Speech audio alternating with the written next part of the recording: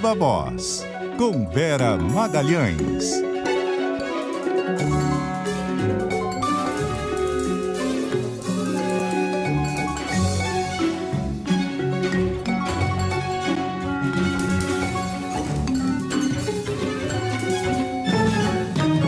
Viva Voz, Vera Magalhães, tudo bem? Boa noite. Oi, boa noite, Bocardi, boa noite, Carol, boa noite a todos os nossos ouvintes e espectadores. Oi, Vera. Vamos falar do arcabouço, marco fiscal, só quando voltar da China, e olhe lá, e aí o governo tentando ganhar tempo para compor. É isso, Bocardi, o presidente apressou bastante essa discussão ao propor, ao quase exigir que o Banco Central baixasse os juros para que o Brasil voltasse a crescer. Isso antecipou a divulgação o fechamento, do novo marco fiscal.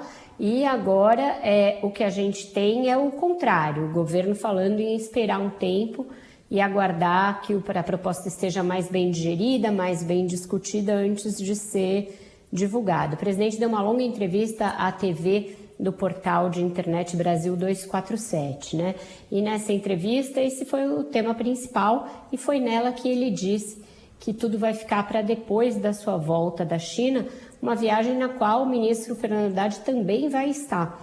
Então é nessa viagem que Haddad provavelmente vai ser submetido a mais uma série de sabatinas, de questionamentos, de testes para ver se o marco fiscal atende àquilo que o governo espera, ou seja, que passe uma ideia de que ele vai ter responsabilidade com os gastos, ao mesmo tempo em que libera os investimentos sociais e alguns outros gastos para que fiquem fora de um eventual teto, fora de um limite de gastos. É uma engenharia complexa que a gente, pelo visto, agora sabe que não estava na proposta original do Haddad, uma vez que ela vai ter que ser alterada, vai ter que ser adaptada para atender a esses desígnios aí do Planalto. Então a viagem acaba funcionando como um prazo para a proposta ser modificada antes de enviada oficialmente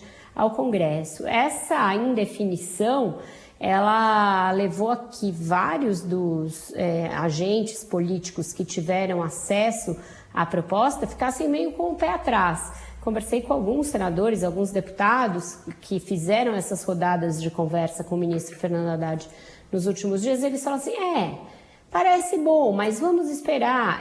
Parece bom, mas vamos esperar oficializar, vamos esperar chegar oficialmente aqui no Congresso. Ou seja, ninguém está confiando que essa explanação que o Haddad está fazendo inicialmente vai ser a que vai valer, a que vai chegar no parlamento para ser votada. Todo mundo está vendo como um test drive da proposta, Sabe aquela coisa? Você faz ali um plano, mostra um piloto, vê como é que ele se sai e aí fecha a proposta final. Então, é nesse pé que a gente está. Com isso, a proposta não vai ter nenhum peso na decisão do Copom que será tomada e anunciada amanhã. A reunião começa hoje, mas a decisão final sai amanhã. Então, uma eventual indicação de redução da taxa de juros vai ter que ser na base da confiança de que o governo vai tomar o rumo certo na questão do ajuste fiscal e também ditada por motivos do cenário externo, A mudança do quadro nos bancos centrais dos Estados Unidos e da Europa e essa crise no setor bancário que está levando a uma mudança de diretrizes nesse cenário externo. Então, essas deverão ser as razões a indicar o que o Banco Central vai fazer com os juros.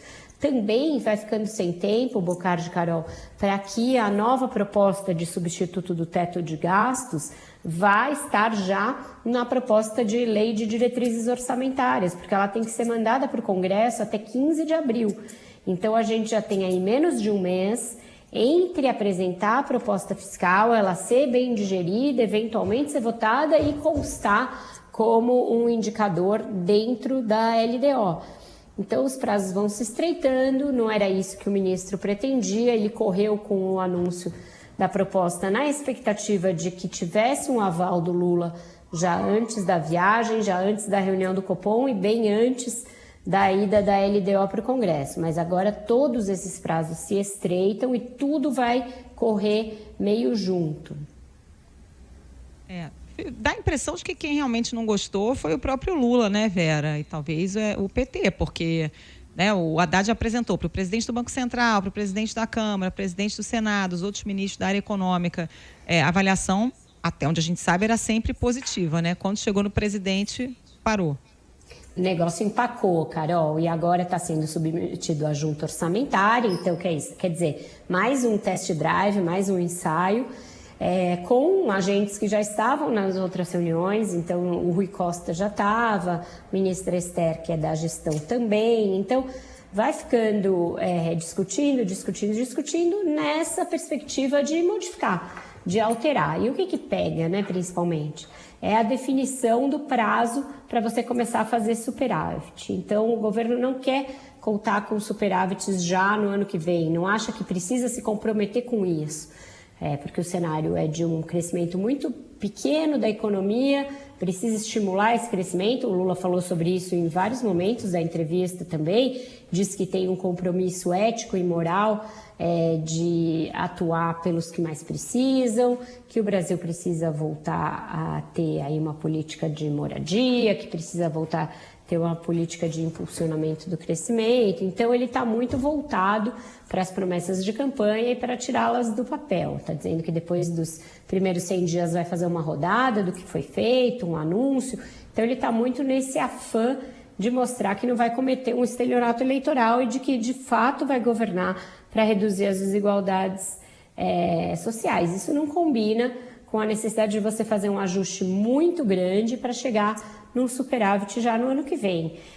E aí, esse seminário do BNDES que a gente comentou ontem e que os seus protagonistas continuaram falando hoje, ele foi muito nessa linha, de que o mundo não está num cenário para uma grande restrição fiscal e que o Brasil vai cometendo uma loucura de manter os juros tão altos e de se preocupar com restrição fiscal num momento como esse do mundo. Então, é isso, a proposta da Fazenda está sendo submetida a essa via crucis que vai resultar em grandes mudanças antes que ela seja transformada de fato num projeto de lei complementar.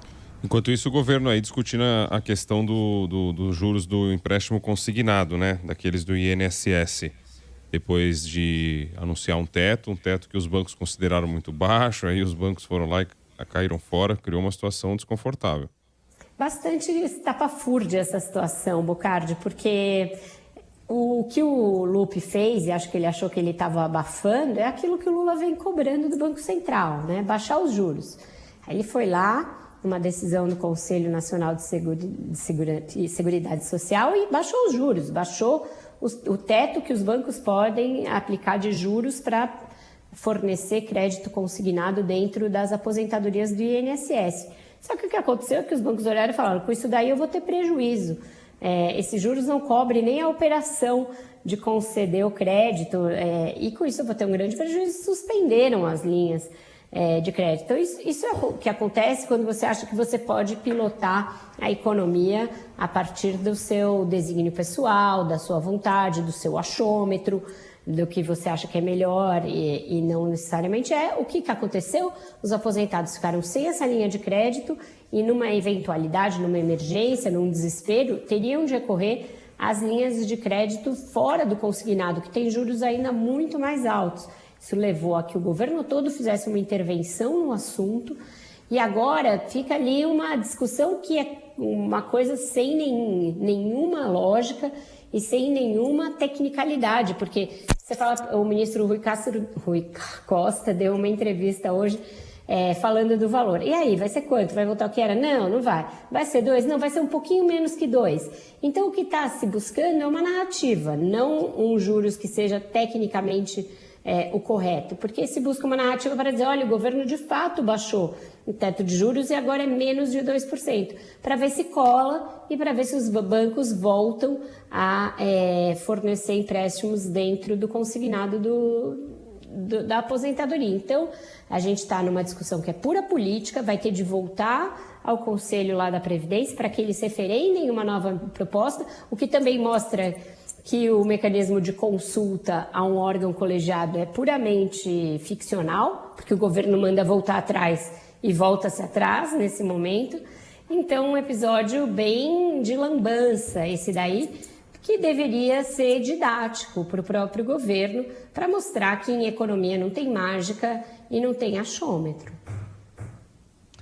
O Vera, e o presidente Lula deu uma entrevista hoje num tom assim meio de desabafo sobre a Lava Jato, né? Usou até um palavrão para se referir ao ex-juiz Sérgio Moro, contrariando a declaração do próprio Lula de que não tinha espírito de revanche, né? Foi um ato falíssimo esse, né? Depois ele até pediu para rever o palavrão, ele usou uma palavra de que ele só se sentiria feliz quando acabasse com a vida do Moro, mas não foi essa palavra que ele usou. Botamos foi um "que" aqui na fala dele mais cedo. Um palavrão com F. Palavrão com F. Depois ele pediu que os jornalistas retirassem da transcrição da entrevista, não se dando conta de que a entrevista era em vídeo, era para uma TV e que era ao vivo. Então, já estava ali e os demais veículos trataram de repercutir, trataram de reproduzir, porque é importante. É importante por mostrar justamente essa contradição que você disse, né? A ideia de que o sentimento de revanche não estava presente, ele estava presente. E isso dita, em grande medida, decisões do Lula enquanto presidente.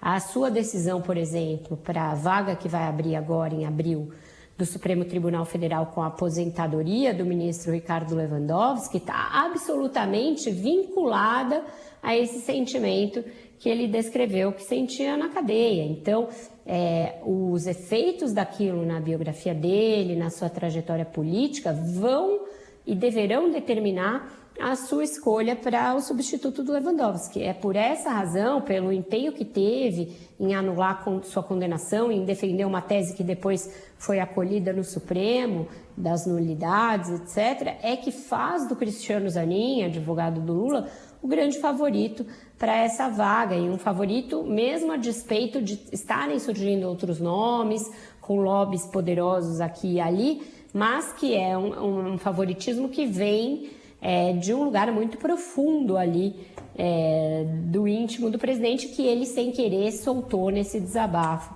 na entrevista. Então, essa palavra aí mostra que o Lula ainda poderá, ao longo do governo, manifestar tentativas de revanche em relação aos protagonistas da Lava Jato aqui e ali, seja na forma de retaliações políticas, de idas à justiça para cobrar reparações em relação ao que ele sofreu. A gente ainda não encerrou esse capítulo. Não é como se ele tivesse pacificado com essa situação. O Moro, por sua vez, adotou um outro tom mais político, digamos assim, respondendo isso, dizendo que ele está com alguma coisa, porque ele prometeu picanha, prometeu isso, prometeu aquilo e não entregou nada. Tal foi meio que nessa linha aí. Mas foi meio irônico, né? Essas diferenças vão seguir por muito tempo, né? Mudando de assunto, a Michele Bolsonaro no PL. O que foi essa nomeação dela aí como presidente do PL Mulher, hein? Foi uma coisa meio lamentável, né, Bocardi? Porque você usar uma solenidade, paga com dinheiro público, porque é fundo partidário que banca isso daí, supostamente para alçar a Michele Bolsonaro à condição de protagonista, né? Presidente do PL Mulher, protagonista aí de uma iniciativa para filiar mais mulheres, para percorrer o Brasil buscando filiados para o PL. Na verdade, ela foi protagonista, ela foi coadjuvante, foi escada de uma festa comandada por homens com um tom absolutamente machista, misógino e transfóbico, e que teve o marido dela, o ex-presidente Jair Bolsonaro, como esse sim a grande estrela. A festa foi aberta por um vídeo e em seguida fala, temos aqui uma surpresa para Michele. Então aí ela já era uma espectadora supostamente surpreendida, claro que foi tudo combinado, por um depoimento do Bolsonaro. Aí entra o Bolsonaro em vídeo, não fazendo questão nenhuma de fazer algum elogio específico a qualidades da própria mulher, é quase como se a mulher estivesse ali como um avatar dele, uma extensão dele, E aí ele começa a falar dos problemas pelos quais ele está passando, as agruras que ele está enfrentando depois de ter saído da presidência. Eu estou vivendo o momento mais difícil da minha vida, eu gostaria de estar aí, e as mulheres vão estar ao nosso lado para construir o Brasil. Então, o protagonismo todo feminino já ficou para trás nessa hora. Também ficou evidente o caráter machista e misógino da solenidade quando você olha a lista de quem discursou. Só a Michele e a deputada Soraya, que era a presidente antes dela, discursaram de mulheres, e 5 homens discursaram. Nesses 5 homens que discursaram, se destaca, entre aspas, o discurso do senador Magno Malta, transfóbico, misógino e absolutamente redutor do papel da mulher na política, não falou nada a respeito disso, e para o senador, a única grande vantagem insuperável de uma mulher é o fato dela ter um útero, porque isso faria dela alguém diferenciado que os homens nunca vão poder conseguir. Então, com isso, ele está ao mesmo tempo dizendo que mulheres trans não são mulheres, portanto, sendo transfóbico, e, em segundo lugar, reduzindo o papel da mulher ao de reprodutora, ao de parideira, de ali propagadora da espécie humana. Quando a gente sabe que hoje em dia, cada vez mais, muitas mulheres optam por não ter filhos, por fazer a sua vida e a sua carreira e a sua trajetória dissociada dessa função reprodutiva que lhe é atribuída e que existe, é claro, muitas mulheres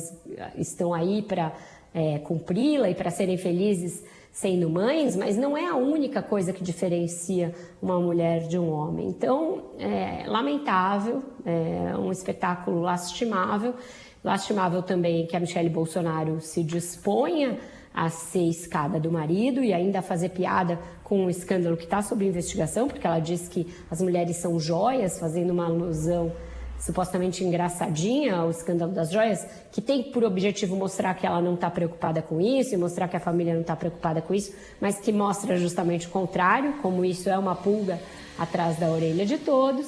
Enfim, é uma cerimônia que só mostra que o PL não tem preocupação nenhuma em projetar a mulher na política, tem preocupação apenas de usar a Michele como um bibelô para exibir Brasil afora, de preferência sem falar muito, porque ela foi chamada para dar entrevista e não teve autorização da direção do PL para falar. Então, de novo, né, lugar de mulher é ali adornando a solenidade e não tendo um protagonismo real e político.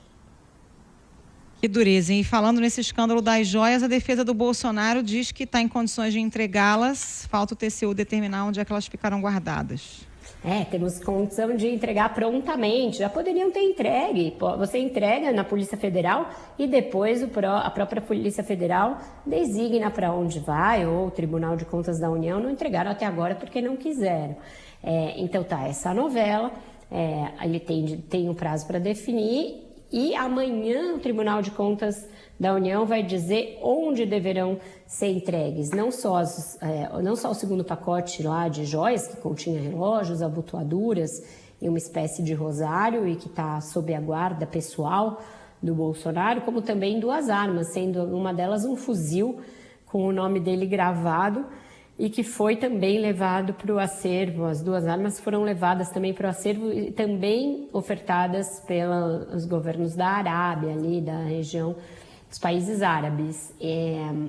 O mais provável é que tenham destinos diferentes. As joias sejam mandadas para a Caixa Econômica Federal e as armas sejam depositadas na Polícia Federal. É um episódio que já se prolongou para além do razoável, mas que mostra um apego da família Bolsonaro a esses presentes, porque no primeiro momento da controvérsia já foram aconselhados a devolver, não o fizeram, e agora estão aí dizendo, a gente já estava aqui prontinho para devolver, só faltava dizer onde a gente tem que levar e tal. E nesse ponto estamos, Carol. Bom, vamos lá, a música do dia qual é? Bom, Bocardi, como tem dia para tudo, né, nesse país, descobrimos hoje que hoje é o dia do pão francês. E eu gostei da definição do Olivier Anquier, ele próprio um francês e panificador, que disse que o pão francês deveria se chamar pão brasileiro, porque é a cara, né, do Brasil. E na França tem a baguete, que é muito mais representativa da panificação francesa. Então fica aí essa dica, quem sabe. E em Brasília chama pão de sal, o pão francês. E não é tão bom quanto o de São Paulo, você bairrista aqui, e do Rio também não é tão bom. Então, é uma nenhuma padaria é igual às padarias de São Paulo, Vera. Nesse ponto, não dá nem para começar a discutir, né? Padocas de São Paulo são as melhores, então a gente vai de musiquinha que fala do pão. E aí eu só lembrei de uma, que é a da Xuxa, gente. Então a gente vai de Xuxa. Cacetinho também, são vários nomes aí. Mas cacetinho é o pão francês? É o mesmo ou ele é menor? O pão francês. É no Rio Grande do Sul, né? Isso. Não é? Vários nomes, e todos eles são bem brasileiros. Essa é real. Isso. Olivia aqui tem razão. Eu que tô com restrição de carboidrato, só salivo aqui quando eu penso. Então vai lá, pensa num bem também. quentinho, assim, saindo do forno, com a casquinha croque, uma Aquele manteiga requeijão derretida. que eu não sei fazer, aquele que da saída, requeijão. da entrada, sei lá. Isso é bom demais também. Inventaram isso aí recentemente, saída requeijão. É isso. Manteiga dentro e na saída você põe um requeijão. É uma coisa bem a light. manteiga é com manteiga também. Na canoa. Nossa Pede um pão francês na canoa, na chapa com saída requeijão. É assim que a gente fala aqui. Mas é na entrada, esse negócio de entrada e saída eu também nunca entendi. É na entrada e bota o requeijão antes de botar na chapa, é isso? É, pra ficar aquela crostinha, entendeu? Isso. Ah, tá. E aí vai. Eu que lute com a dieta aqui, vambora. Que coisa boa que é um pãozinho francês. Nossa. Desde cedo tá falando disso, não você imagina. Vamos ouvir então pra ficar com mais vontade. E a fome.